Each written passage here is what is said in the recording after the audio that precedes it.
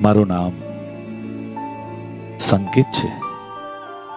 મારા મિત્રોના રવાડે હું ચડી ગયો હતો. મારા ઘરવાળા મને નફરત કરવા માંડ્યા હતા.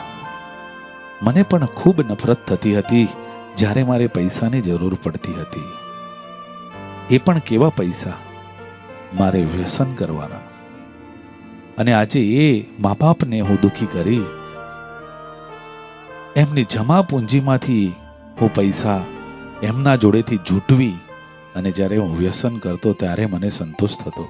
ત્યારે મને એમ લાગતું હતું કે દુનિયા મારી જ છે. પણ પછી ધીમે ધીમે ખબર પડી, જેમ ઉદય લાકડાને સાફ કરી નાખે છે એવી જ રીતે મારી જિંદગી સાફ થવા માંડી. હું ખોખલો થવા માંડ્યો. મારા મિત્રો મારા ન રહ્યા. એકલો પડી ગયો. ફરી મા બાપની યાદ આવવા માંડી. વ્યસન વગર ચાલવા ના લાગ્યો. રડવા લાગ્યો, બૂમો પાડવા લાગ્યો.